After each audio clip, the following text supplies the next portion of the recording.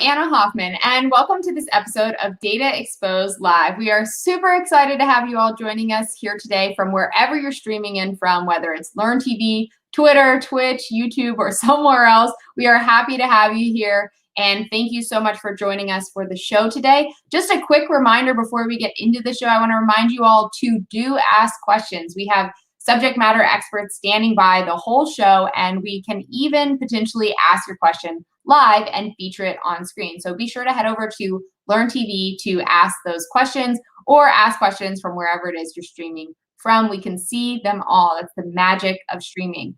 But anyways, today we have an exciting show planned. It's kind of unconventional from what we've done in the past. But yesterday, some of you may have tuned into the Azure Hybrid Digital event where we had some very high-level folks from Microsoft actually announcing some things related to Azure Arc, including the pre-announcement of the general availability, as well as the general availability for Azure Arc itself. So we thought in this episode it would be great to take a deeper look at what's going on with Azure Hybrid, how you can get started, what it's for, and for that, we actually have, it looks like we have Buck Woody from Contoso, not from Microsoft, from Contoso, but let me bring Buck up. Hey, Buck. Hi. It's Anna, right? Yes. Listen, I was looking at the Azure Hybrid and Multi-Cloud Digital event the other day, yes. And I just had some questions, and there was a nice lady, Marisa, who said I could just talk to you about it. And so my questions for my company here at Contoso Health have to do with really two of these things that I heard about, and I want to just kind of ping some things off of you. I heard about the SQL Server. Let me check my notes here. SQL Server on Arc-enabled servers. Now that, as I understand it, is to bring my current SQL servers that I have on premises, and I want to bring that into Kubernetes. We use Kubernetes, and I want to catalog them up in Microsoft Azure for kind of a single asset view. But then the other thing I took a note on, a guy, Rohan Kumar, had a post there that said Azure Arc-enabled SQL managed instance. Now, I know about SQL managed instance. It's kind of database as a service. I get control at the instance level. Right. And then you guys handle monitoring and HA and governance and some management just handled for me. Do I have those two? Do I have those two right? Yeah, that's correct. So you have Azure Arc-enabled SQL Server, which is kind of bringing some of the Azure capabilities like Azure Defender down into SQL Server, wherever you have it running. And then you also have Azure Arc-enabled SQL Managed Instance, which is this idea to bring, like you said, like a PaaS or platform as a service type of capability to wherever you're running Kubernetes. So yeah, I think you have that right. We don't typically do kind of like customer Q&A on Data Exposed Live, but since you're here, might as well get your questions answered, and maybe some of our viewers have other questions they want answered, and we can get those answered as well. Well, that's really nice. Yeah, I'm really interested in that Arc-enabled SQL managed instance in specific. As you can imagine, we have a lot of governance things that we're kind of interested in. So if you can answer those questions, that would be great. I apologize for crashing your show here, but it's really kind of something I need to know about. Yeah, no, it's not an issue. I think a lot of people will actually be interested to learn more about Azure Arc and SQL Managed Instance running in Azure Arc. I'm actually going to bring up someone. You just hold on 1 second, Buck. Hey, Dhananjay. Hey, Anna. How are you? I am good. I have this customer on the other line, and he wants to learn more about Azure Arc. And I thought you might be like a great person to bring on and kind of help me help him, and we can all kind of learn together about what's going on with Azure Arc. But first, I was just wondering if you could, for our viewers, introduce yourself so we can see if you're like the right person. Okay. Yeah. Hi, everyone. I'm DJ Data, or my name is Dhananjay Mahajan. I'm a principal PM on the Arc-enabled data services team. And I love working with customers, helping them run their data services, SQL managed instance anywhere on any cloud that they want to run it on. Awesome. Well, we are lucky to have you here, DJ Data, which we'll go for from this point on. But we're gonna bring back Buck on and let him ask some questions, and maybe you can help us learn. Hi there, DJ. Very good to meet you. I think I've actually heard your name. I work at Contoso Healthcare Services. And I think you work with the engineering side, if I'm not mistaken. Yeah, so listen, I had a couple of questions. I'm in charge of our data estate here over in the healthcare area. And I have Azure, and I really like the things that it provides, but I don't have it everywhere. You know, I've got some systems that are kind of spread out a little bit and all that. I'd like to know more. I was asking Anna about this Arc-enabled data services. Can I run my Azure data services outside of Azure? Can you just explain it a little bit for me? Absolutely, Buck. Yeah, I work with Contoso Engineering, and we've also been looking at your healthcare department and setting up your clinics so that they can run data everywhere using Azure Arc. So let me explain what Azure Arc is. Azure Arc is a set of technologies that allow you as a customer to run Azure services on any cloud of your preference that's running on Kubernetes. So with a single control plane, ability to run those Azure services like Security Insights and Azure Monitor on premises, including Azure Arc-enabled data services, which I'm happy to help you with, and be able to run their cloud native applications as they modernize their applications, as they modernize their infrastructure anywhere. So as an example, let's, Anna, is it okay if I show Buck kind of the data center as well as the applications running in Azure outside of Azure and how you can view them in Azure? Yeah, definitely. DJ Data, I think that would be great, not just for Buck, but for all our viewers who are kind of clamoring to understand how this works and what it looks like. Yeah. Yeah, so let's go straight into the demo because that's really how it works. So, Buck, you're from Contoso Health. That's right. Contoso Health, we have actually set up your clinics in the East US with applications running in it. As patients come into your clinics, you have to manage their records, check them in, make sure their health records are available for the physicians.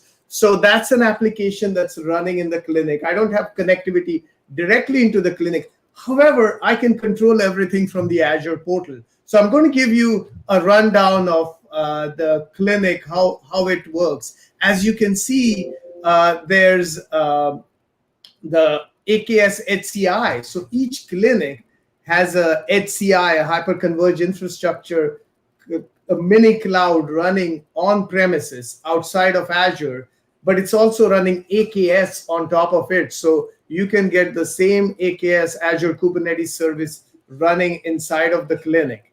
And now that you have Kubernetes running inside of the clinic, you can run your cloud native applications, the containerized applications. And here you can see DB Clinic. It's a SQL managed instance Azure Arc, which is running on the clinic, but I can control it all from here.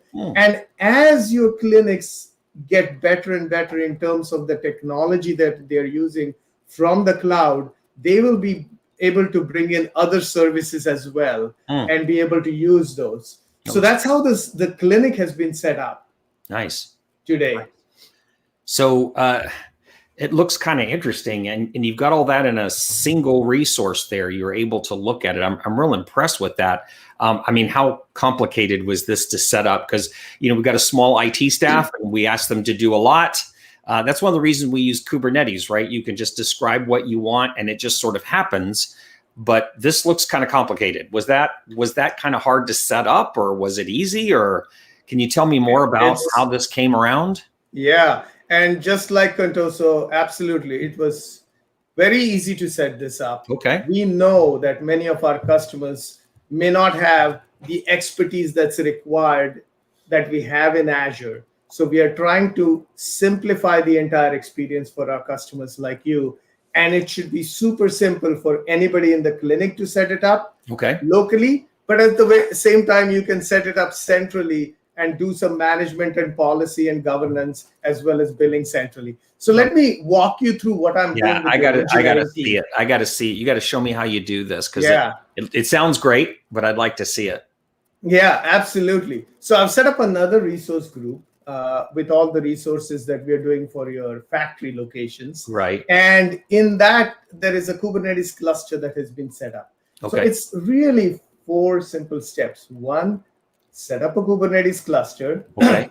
And prepare that infrastructure to run data services on top of it.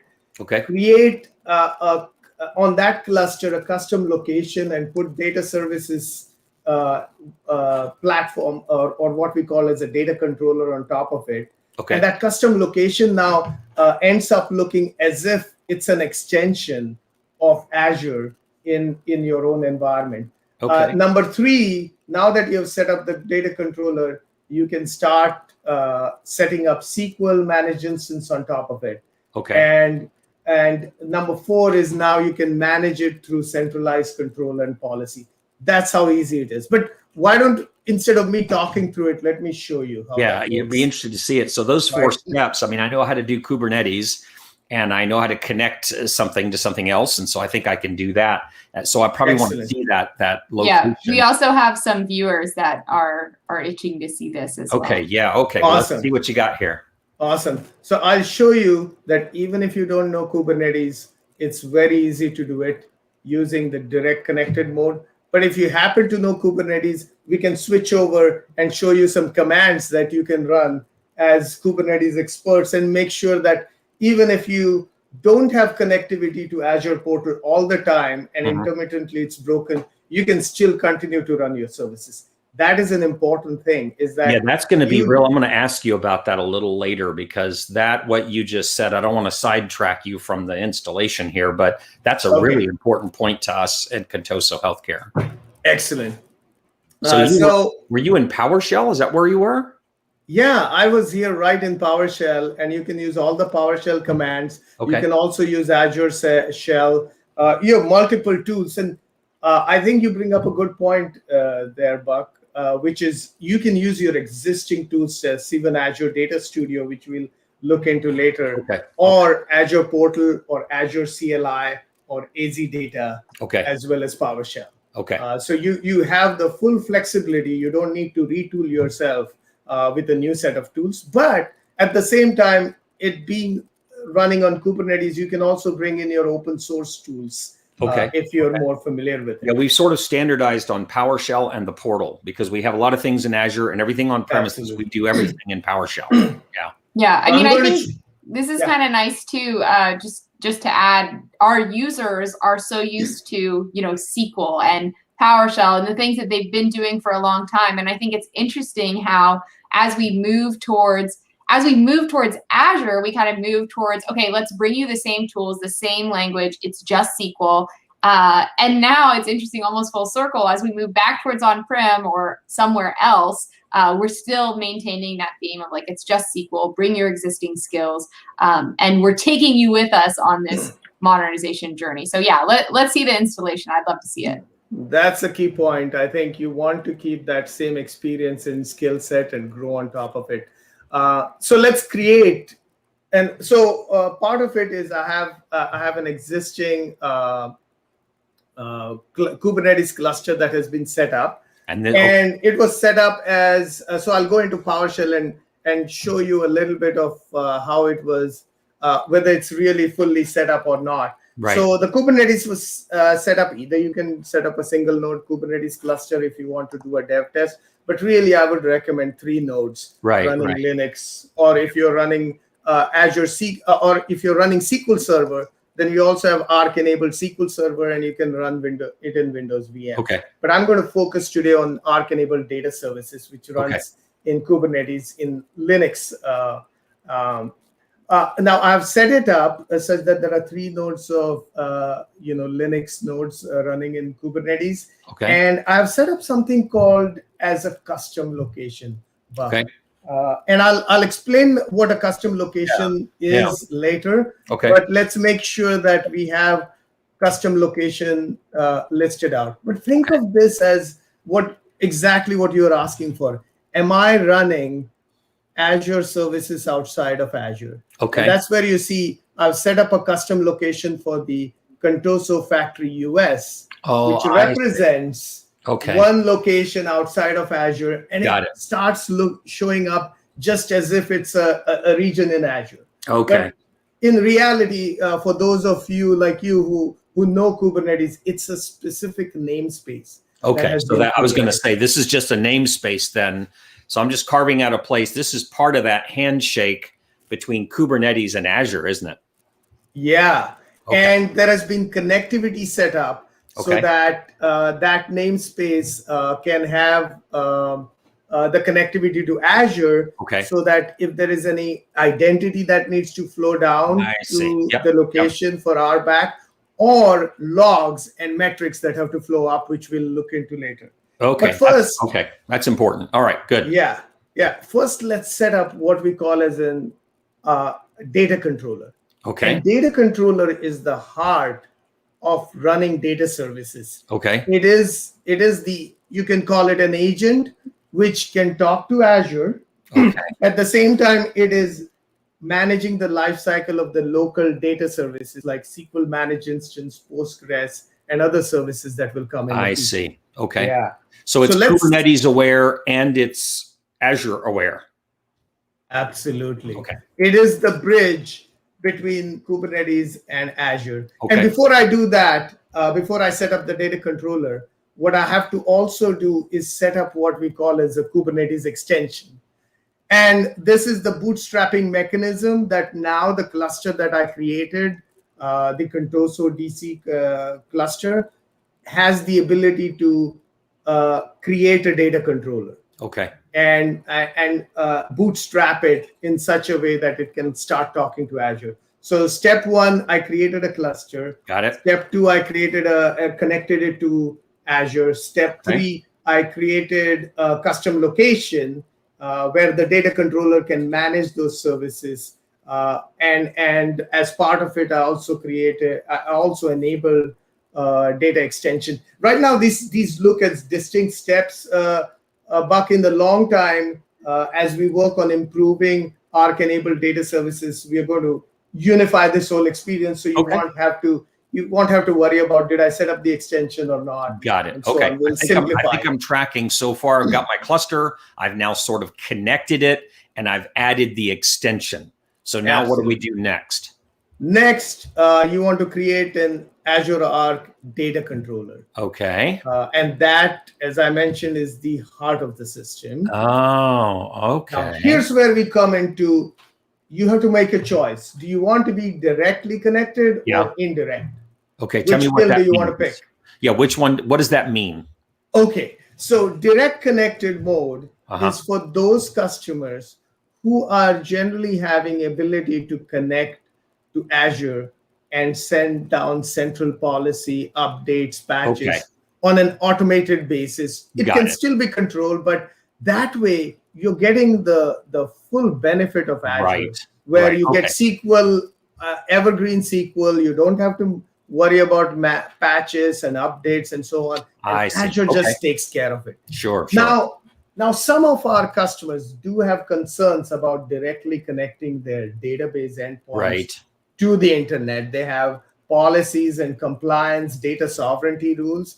And for them, what we allow them to do is set it up in an indirectly connected mode, which means they can independently manage the lifecycle of their data instances, the SQL managed instances, and only send the information over to Azure that is most essential. I see. So when for example, billing data, my metrics how much is and getting stuff. used? Yeah, when I need to get my metrics and stuff, then I can say that now do that. You know, this might be useful because I've got field hospitals. Sometimes our healthcare will respond to a national emergency or floods or hurricanes, and we have to set up a field hospital. And I want to get all my medical systems out to the field, but I may not have internet connectivity. So I could potentially use this there until I have internet connectivity, send everything up, and I get the best of both worlds. Exactly. Okay. And that way you're in compliance, Buck. At the same time, you start getting the essential benefits of connecting to Azure. Okay, that makes perfect sense. Thanks for explaining that. Yeah. So let's do direct connected mode today. Okay, that sounds great. Yeah. So let me connect on direct connected mode. Next, I'm going to give some information to configure this data controller. Okay. It automatically populated my subscription and the resource group because that's where we started. Okay. Now let's give this data controller a name. Okay. And let's say DC Control East Factory 1. Okay. Then we want to give, remember I talked to you about the custom location? Yeah, okay, there it is. Okay, right? Got it. And you could have multiple custom locations. Let's say there are 3 factories in East US. You can create a custom location for each one of them. That tends to give you the rollback, RBAC that you require, role-based access control that you require, so that you can scope those locations and gives your specific developer and your clinic locations or your factory location personnel the access that they absolutely essentially need. Okay, perfect. The next thing you want to do is we have pre-configured for you a set of configuration depending on what is the underlying Kubernetes you're running on. Now, I might have said this, or maybe I missed it, is that Arc-enabled data services can run on any CNCF compliant Kubernetes. Interesting. Right? But we have actually gone and worked with some partners like OpenShift and made sure that we have configuration that works by default for those platforms of Kubernetes, those flavors of Kubernetes. Interesting. You can see these two, EKS and GKE. So those are also the platforms on which you can run your SQL managed instances. So if I have this right, I could actually get some of the Azure services, but running in a competitor's cloud. Do I have that right? Absolutely. No questions at all. Okay, that's very well. Yeah, but since I work in the Azure data team, I want you to run it on AKS HCI. Okay. Yeah, my boss is really going to like this though, because then I don't have vendor lock-in. And so he'll really like that. And we do have just regular Kubernetes on premises. So that's awesome that those are available. But let's do your AKS one. I'm familiar with the AKS. Yeah, you can run it on AKS or even, and then you want to, sorry, I selected the wrong. Then you can have different storage classes, but here I'm going to select the default storage classes. Sure. If you have complex storage configuration, you can select the right storage that you need. Next, you want to select whether you want to do it with a load balancer or a node port. Okay. And then you want to give a login for the data controller. Okay. So for the database administrator who is managing all of the life cycle of these SQL managed instances, you want to give a data controller admin. And here I'm going to keep it simple. So is this similar to your sysadmin, or is this something else? I would say this is similar to the database admin. In certain small organizations, Anna, the cloud administrator is taking care of both the infrastructure as well as the databases. In some larger organizations, and I might give you a customer example where the local factories or local clinics are managed and their data instances are managed by a database administrator. I'm working with a customer right now who is a large organization worldwide. They're saying, our DB admins don't know much about Kubernetes. Can you deliver database as a service? It's for those customers, not knowing anything about Kubernetes. They just have a set of things to set up, and then they give the username, password, and then they can log into it. The next thing we need is called as a service principal, and the service principal is needed if you're going to centrally monitor and set up logs, as well as monitor with Azure metrics. So I'm just going to fill in some values here. These are not real values. But what you would do is go into Azure, create a service principal, I see. and use the client ID, the password, which is the secret, and the tenant ID. Okay. And once you've done that, any of the data that is being created, any of the logs, any of the metrics is automatically pumped into Azure Monitor. I see. You've Okay. done That's all good. the plumbing in the back end so that you don't have to learn new technologies. Here as a database admin, you come in and you've suddenly delivered database as a service in the cloud. That's Awesome. centrally managed. There are some additional settings, especially if you want to use the metrics and logging, log analytics. You can talk to your infrastructure administrator and get your log analytics workspace or primary key, and then set up the tags if you want to do tags. Yep. And then the next step is going to be create. But create is going to take a lot more time, so I'm going to not do this. It takes about, not a lot more, as in 5 or 6 minutes. Okay. And this can get set up. But let's go back to understanding. I've already set up a data controller here. Okay. And you can see that. And this, as it gets reflected, you can use this data controller, connect to it even using Azure Data Studio, Oh, okay. and start creating new SQL managed instances with it, which is what I've done here. So do you want to know how to create a SQL managed instance now that a data controller Yeah, has been created? if you got time just to show it, I mean, you don't have to run, you don't actually do it, but if you can show me how hard that is, because that was fairly straightforward. It's like 2 panels of information and you're done. So that's not so bad. So you just type Arc SQL. Let's see what comes up.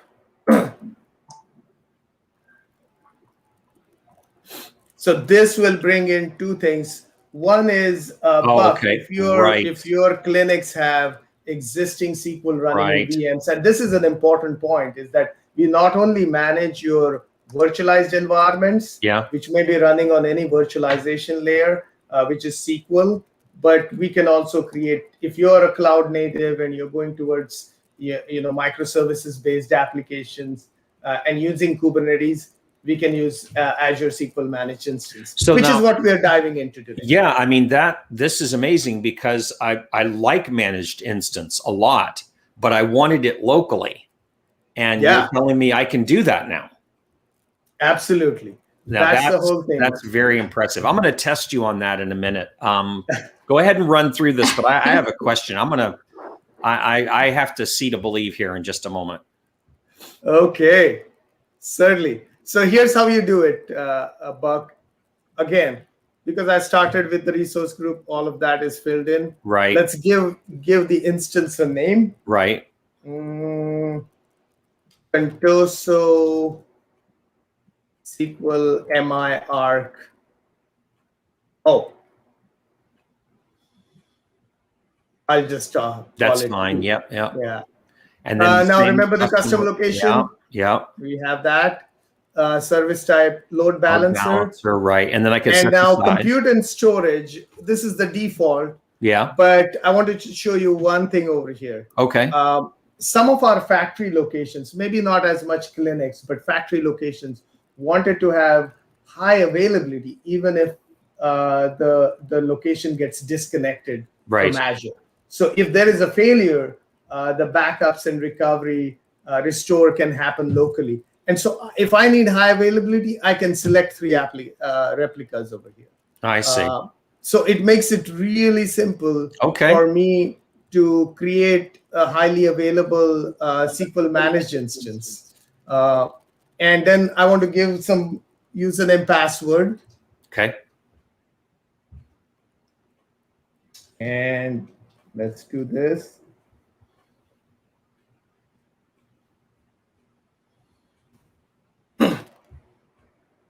And then I can do a review and create.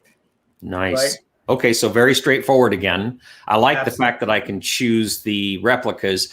Manufacturing does have those high availability requirements, but we have certain databases that control the oxygen machines and some of the electronics, and they're critical. So I also need this high availability as well. Excellent. And as I'm not going to create it now because it does take a few minutes. Right. But I've already created, if you look at Contoso Factory US, Uh-huh. I've already created a SQL managed instance, anticipating that you might need some tips to make it real, right? So let's go log back to the PowerShell window that we have. Okay. And let's see if it is really running, or am I having a fake service? And this will be the proof point you were looking for. So I'm giving a PowerShell commandlet that says, get me the SQL managed instance for Contoso SQL 1. Okay. And the namespace is Azure Arc. Okay. In which, there you go, it's running. Okay. Wow. And it's even on port 1433. I'm used to that. Yep.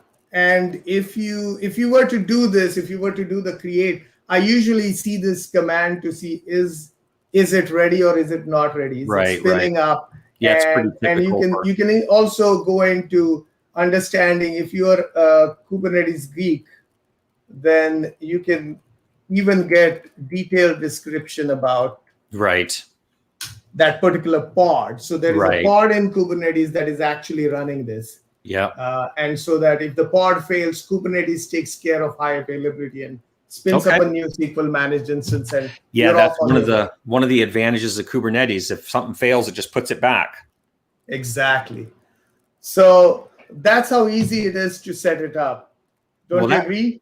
That sounds pretty impressive. I'm impressed with the fact that it's just a few panels, or I could do it all in PowerShell. But what do I get because I've done that? Let me tell you why I'm asking. I told you I was going to call you out about that managed instance. I know in managed instance, I get like central billing, I get monitoring, I get security, like threat analysis, I get all of that stuff. Do I have that in this, or is it not really that? Absolutely. You get all of this. And I've not set it up for the factory yet. I'm still working on it. But one of my friends, Tolga, has already set up another environment, a demo environment, to show our customers how this works. And he has a SQL managed instance, Azure Arc. This is the instance running in Azure Arc. Right. You can drill down into this instance and go into alerts, metrics, logs, all the gory details if you want to, if you're a database admin. Once I go into metrics, I have the ability to select all the standard metrics, CPU usage, and I can change it over the last 24 hours or last 30 minutes. So all of the metrics that is happening on premises is now available for you centrally through Azure Arc. And as we do this, that's combined with my other metrics, right? Like I can see now my entire data estate, both on premises, over in another cloud, or in Azure, or all at once in the same place. All at once. And all these metrics can then be used into getting more insights about how your databases are running, getting centralized billing, getting centralized policy, doing threat analytics. All of those services that are available to you in Azure are now applying. Yeah, we use the threat analytics a lot for everything we have up in Azure, because as you know, being a medical company, we get audited a lot. And so what I do right now is I just go to Azure, I get my security threat analysis, I print it out. It's got all the certifications that I meet or don't meet, all the mitigations I need to do, and I just hand that to my auditor, and that satisfies that particular requirement. So it's really, really important that I get this. And so I'm impressed. I'm really impressed. Now, let me say this, though. This is all great, and I love clicking through things one at a time. That's awesome. But I've got 400 and I think 32 at last count, small locations for Contoso Health. A lot of the little strip mall, home health, oxygen, things like that. I've got them all over the place. Is there a way to sort of do this more declaratively or scripted or something like that? Is there a way to do that? Yeah, for that volume, Buck, I'm not going to expect you to go to the Azure portal and click 430 times. 430 by the number of clicks you saw today, right? That would be too much waste of your time. You should be off doing something more fun. And so rather than showing you what I have set up, I want to tell you about one of the customers we worked with, SKF. The SKF is a global leader in ball bearing and lubricants that are supplied globally. They have 109 factories. They wanted to modernize their factories, make sure that the factories are data-driven, and collecting data from all the factory machinery, all the IoT devices in the machinery, to analyze how their factory floor is working most efficiently and getting the most out of it. And for doing that analytics, not only did they need centralized control and centralized policy and ability to manage, because they could not have an infrastructure expert in every factory that can manage the cluster. But they also wanted autonomy in certain factory locations, which are not highly connected all the time, and they may be intermittently connected. So, but they wanted the high availability, they wanted local processing, low latency. So they adopted Azure Hybrid with Azure Azure AKS HCI and Azure Arc Data Services, as well as Azure Data Studio and all the good tools that come with it. Modernizing their applications, which they're going to deploy on the factory floors and control the factory line over there. So let me show you, rather than me talking to you, I've had my friends there in SKF create a demo video, a video of their actual application, not a demo. And I'm going to show you. Now, what this will show you is that they've used Azure Data Studio to connect to their data controllers that we just created in a remote factory location in Italy. From there, you're going to view the SQL managed instance running in there, and they're going to change the compute capacity on each one of them, so that as their business increases, as those factories are becoming more and more productive, they can use the elasticity with a simple declarative way of doing it. And not only are they using tools that they're familiar with, which is Azure and Kubernetes, they're also using an open source tool called Argo CD. So let's look at Argo CD. That's like CI/CD control, right? Correct. GitHub and Git repos. Exactly. So we go into Azure Data Studio, and we connect to the Italy factory, and look at the compute limits that have been set there, and it's set to 1 right now. Then we switch over to their local Argo CD, which shows you that the application that is running in that factory with all the pods. And here's the config that they're using. We'll go down there and we'll change the CPU request from 1 to 2. Centrally from their location in Sweden. And we're going to push this, and this is connected to a Git repo. So this declaration change that has been made will update the Git repo. As we refresh Argo CD, which is connected to the Git repo, it's constantly monitoring the live manifest and comparing it under the desired manifest. And now you see 1 has changed to 2. So Argo CD has automatically detected that this is out of sync from the desired configuration. Here we manually apply it, but you can set it to complete auto policy. So Argo CD has connected to the Git repo, detected that there is a config change that was applied centrally from their Swedish factory, made sure that gets communicated to the Kubernetes cluster that's running in the Italy factory. And right now that Kubernetes cluster is getting applied that change, the configuration change, and Kubernetes reads that change and says, oh, I need more pods running because there's more capacity that's needed to run this particular application or this particular SQL managed instance. And as that is happening, you can actually monitor what's happening in the Italy factory using Argo CD, using Azure Portal, and make sure that the changes do get applied. So right now they're getting synced. Right. It takes literally a few minutes for the sync to happen. But does that give you a good sense of how it's happening? And we'll go back to Azure Data Studio to make sure that it has actually happened. Well, that really does. And so if I'm tracking all this right, because this is a lot to take in, Anna, I mean, I don't know, are you tracking all this? I mean, it's like I've got Kubernetes on premises, but I'm looking at it and controlling it from Azure. And then I want to make a change. So at headquarters, I make a change in a GitHub repo, and then it automatically pulls from that, automatically updates everything to the new configuration and tracks all that and monitors it and secures it. I mean, that's just, that's a lot. That's a lot happening. And I like the way that like I can have a single seat and start sort of tracking all this. And there it is. It's at 2. Look at that. It's at 2. All done centrally. Nicely done.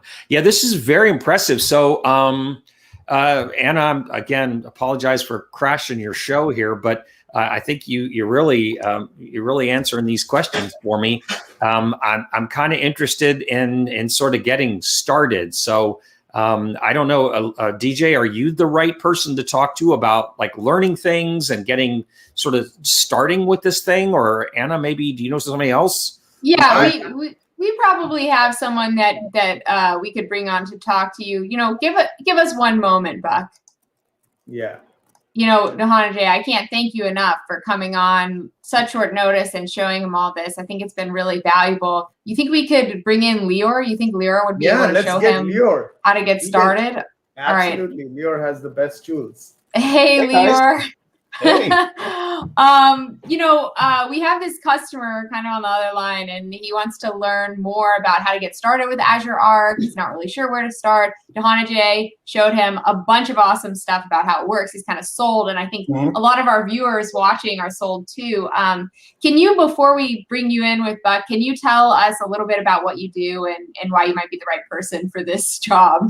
Yeah, of course, Anna. Thanks for calling me. I was waiting for your call. It's been a while. So my name is Lior Kamrat, and I'm an architect as part of our Global Solutions Partners division. My job is basically to help our Microsoft partners to be successful with hybrid cloud and specifically with Azure Arc. So this is what I'm spending probably 150% of my time these days. So that's what I do. 150%. That's what you can do in this remote world. Just dedicate more time than you have. Awesome. Well, thanks so much, Lior. I think you're going to be perfect to talk to Buck. We're going to bring him on. He has some questions. Maybe you can show him some stuff. All right. Hey, Buck. We've got someone for you. We've got Lior. I think he's the perfect guy to tell you how to get started. Well, fantastic. Well, hello, Lior. Good to meet you. I don't know if they told you about us, but I'm from Contoso Healthcare Services. And so I've been talking with DJ there a little bit about how, managed instance is kind of what we're kind of settled on. We really like that offering. I really like all of the things he showed, and that's great. But I probably, I didn't memorize everything he said. So I was wondering if there's a place where I can go to learn more. I know I can just go read tons of documentation, but is there a better way to kind of onboard a little quicker? Yeah, that's a perfect question, Buck. And I'm sure DJ showed you some awesome stuff. So, we created for Azure Arc this project. We called that project Azure Arc Jumpstart. And this project is basically, its sole purpose is to take you by the hand with everything that is Azure Arc related and make sure that you will not fail doing this, right? So everything DJ showed you, what we did is basically automated a lot of that and created what we call scenarios. So these scenarios are basically automated deployment methods for you to get going with Azure Arc. And we have everything got covered, right? All the way from Azure Arc-enabled servers to Kubernetes, and I know that you're interested in data services and SQL Server, so you got you covered there as well. Definitely. Do you want me to show you some stuff? Yeah, that'd be great. Now, just so I'm clear, does this cost anything? Can the rest of my team? Because I'm not going to be doing it. I'm a manager. I have other people that do it. Is this going to is this going to can I give it to them as well, or is this something specific where I have to sign up? It's an open source project, Buck. It's out for grabs. You can use it however you want, whenever you want. Heck, we will leave a like for you to contribute if you have the time. Excellent. Sounds good. All right. Well, let's take a look. All right. Let me show you this. So you can see here that I'm in the Azure Arc Jumpstart webpage, right? And in the Azure Arc Jumpstart webpage, what you want to do is go into the left pane, and we have what we call Jumpstart scenarios. Like I mentioned, we are covering everything that is Azure Arc, right? So I know you guys talked about what? SQL? That's what you care about? Yeah, it was the Azure Arc-enabled data service. Data exposed. Yeah, Lior. yeah, SQL. Yeah, I mean, data is a big thing. I mean, I was just wondering. I mean, Buck seems like a SQL guy, so let's just get going. So listen, Buck. So we have this Azure Arc-enabled data services section here, right? And you can see here that we have all these Kubernetes platforms and flavors that we support inside the Jumpstart. So did DJ talk to you about the fact that you can actually deploy on every CNCF Kubernetes flavor? He did. Now, we have on-premises Kubernetes, but we're also familiar with the AKS service there in Azure. So we have both of those. Yeah, so we got you covered. You can see here that I have all these Kubernetes flavors in the Jumpstart project, right? And what you can do, you can go into each flavor that you want. So let's say that you want to simulate an on-premises deployment, right? You don't want to do something that is, on AKS or, for some reason, but you want to really simulate your environment. So the closest that I can show you is Kubernetes Cluster API. So if you're not familiar with Kubernetes Cluster API, it's basically an unmanaged Kubernetes cluster that you can deploy in Azure, right? So if AKS is our managed offering, Cluster API is basically a way to deploy Kubernetes cluster in a declarative way, but in an unmanaged fashion, right? So what you see here is 3 scenarios. We have what we call the vanilla scenario. That scenario will show you how to just deploy the data controller, okay? And from that point, you can do whatever you want. The second scenario will show you how to do SQL managed instance. And the third scenario will show you Postgres. Let me go into the SQL managed instance because I know that this is what you care about. Right. So in this scenario, what you can see is we have this nice document for you that will take you by the hand and will show you all the prerequisites, everything that you need to see or do before you're actually going by and deploy this thing. Now, the nice thing about these scenarios is that it's not just, documentations that will explain to you the commands. We'll also give you the context, we'll give you the background, why we're doing things the way we do. We're connecting that into the architecture discussions that you may have, right? So everything that you need to have in order to get going with Azure Arc, right? So we're showing you the automation flow, how does that going to work? But eventually, right, at the end of the day, all you need to do is just to deploy a command, right? Or execute a command. And that's all you need to do. And eventually, as you can see in the screenshots here in the scenario, you will get everything deployed for you, right? Very nice. So these are the PowerShell scripts, and eventually you will get a single client machine with all the tools that you need in order to get going with Azure Arc-enabled data services. Does that make sense? Do you think that's something that will help you? It really does. And I like it's almost a classroom experience. And so I can have my technical professionals perhaps maybe even get together and work through some of these as a group and learn how to do this. And then they can let me know, hey, this looks like something we want to do, solves our problems. And we can even try a few scenarios out. And I definitely am interested in that security side. So I want to look at that and all the rest. So this would be great. Yeah, this looks awesome. Yeah. So, let me take it one step further. I mean, if you like the scenario, you will really love what I have to show you right now. Okay. So, all these scenarios that, I was talking about, what we did is we created what we called an opinionated sandbox. We called it ArcBox. Now, ArcBox, yes, ArcBox. So ArcBox is basically a single resource group that you will deploy in a single command, which will deploy all the Azure Arc-enabled services that you can think of in a single place, right? And eventually you will get the same client machine, everything that you need in order to get going with Azure Arc. So let me show you this right now. So first of all, in the Azure Arc Jumpstart, you can see here that we have a dedicated page. Jumpstart Yeah. We will show you the architecture, what is it that we're deploying, the use cases, all the capability, and everything that you need to know. Wow. So let's do a live demo here. Okay. I'll show you the resource group, right? So I have 2 resource groups. I have one that is a vanilla resource group, and I have one that I already configured and everything. ArcBox is already running. So I want to show you both so you can get an idea of the experience, okay? So when you're deploying ArcBox, you're basically deploying that from the Azure portal. Okay. Now, what you will get is you will get a resource group. Now, you have two parts to ArcBox deployment. The first part is the Azure part, right? This is where all the Azure resources will get deployed, right? Your virtual machines, networks, security groups, etc. The second part is when we're going to RDP to a client machine. Now, that client machine will basically show you, that client machine will basically start a deployment of all the Arc services that are included in ArcBox. So let's go ahead, RDP to that machine, and I will show you live how the experience looks like when you're logging into a machine for the first time. Okay. So you can see here that I have ArcBox in East US. Okay. And inside ArcBox, if I scroll all the way down to virtual machines, you can see that I have ArcBox client. I see. Now, yeah. So that ArcBox client is the machine that's basically where you are doing all your management tasks for Arc.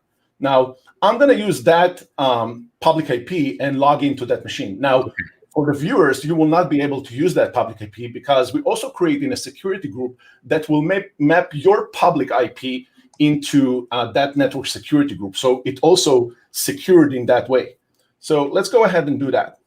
I'll open so I get, just so I understand here, I don't have to install anything locally to use this. I just hit Azure, it stands everything up, and I even get the client environment. Now, someday, I will install all these tools locally, but for now I can simply use the contained environment. And because it's all in one resource group, I know when we stand up things at Contoso in resource groups, we can delete the resource group and it deletes everything in it. So that's really handy when we're just trying things out for test and development. That's exactly right, Buck. You got it the nail on his head, right? Because we don't want you to mess up with your own production environment. So that's why we're creating this isolated sandbox. Right? So what I will do, I will log into that machine. And that's the first time I'm logging into that machine. Okay. Because, Anna, she tends to call me and I always ready, right? So I wanted to show you this. So let's do that. So I'm going to log into that machine. I'll type in my password. Okay. And you can see that I got the certificate. So that shows you that the first time I'm actually logging in. Let's see what happens, right? Now, I'll bring in my other screen here, and you can see that here it's logging into Windows. Let's try to fix that resolution here, right? All right, so you can see that that machine basically started a couple of partial scripts, right? Interesting. We're not going to wait for everything to kick off, right? Because that will take some time because we're deploying the data controller, we're deploying SQL managed instance, Postgres, Arc-enabled servers, Kubernetes, like we're deploying all that stuff for you. So, you might want to grab some coffee and come back after probably around 20 minutes, and you will have this environment up and running. So that's what you will see, and that's the client machine. So you're going to have Azure Data Studio in that, everything. Do you want to see that environment? Already deployed? Yeah, let's see what it looks like when it's done.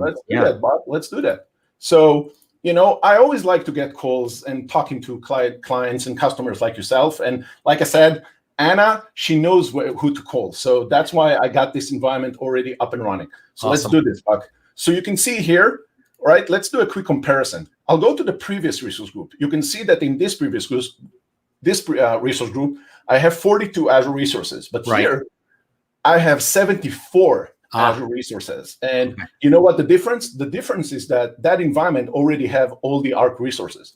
So let's do a quick filtering here, right? I'll click the data controller. We'll choose all the Arc resources, right? We have the custom location. Here's Kubernetes, right? Let's go and do server and also SQL managed instance. Okay. And sorry about that, Buck. I just clicked my start button. They told me that they're going to move it to the right, and they never did. And so let's just do that. Okay. So I'll show an example.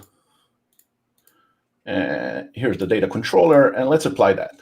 Okay. Now here you can see all the Arc-enabled resources that we deployed as part of ArcBox. Okay. Nice. Now you have all that resources. In addition, I'll show you how a client machine looks like after the deployment is done. So this is the client machine with the automation already enabled. Now, guess what? because you're a SQL fan like myself, we also deploy in the Data Studio so you can actually get going with SQL as well, right? Awesome. So here's Data Studio.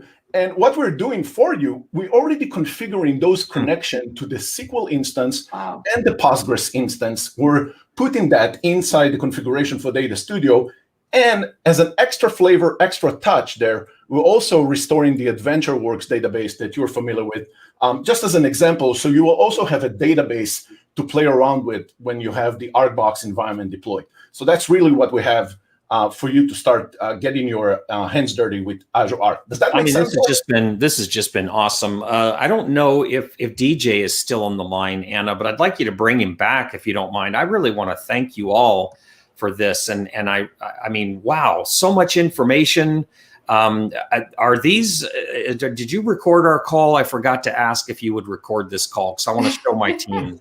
Yes, we've actually live streamed this whole call. So, thanks, Buck. You really brought to light a lot of questions that I think a lot of customers are having, and really hope that between some excellent explanations and resources from Dhananjay and Lior, you're able to get started, and our viewers are able to get started.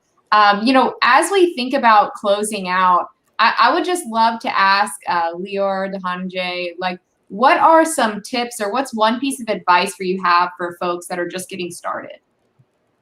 Lior, you want to go with it? Do it.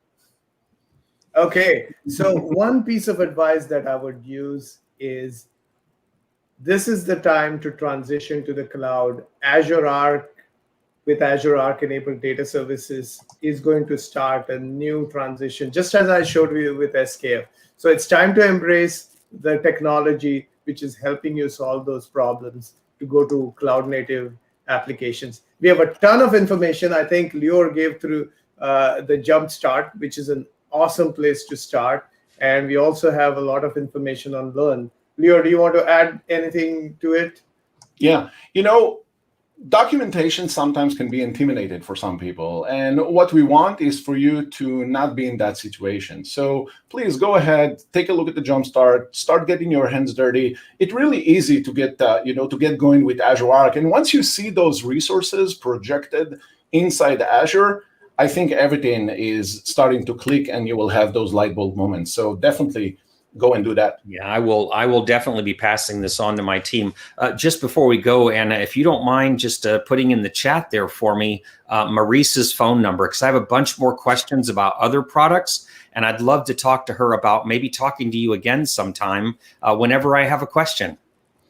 Yeah, we are not going to do that, but thank you so much, Buck. What a great idea. We are glad that you somehow made your way on here. We did get a comment saying, people have heard a lot about your company. I don't know if it's good or bad or it doesn't even exist. Great place to work. Some rumors out there on the internet, but glad you found your way on the show. This was a great show. I personally learned a lot. I think our viewers learned a lot.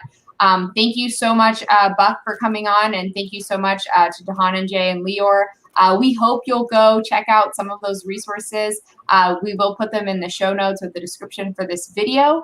With that, I want to thank our viewers so much for joining us this week on Data Exposed Live. We'll be back next week, and thanks for joining us. We hope to see you next time.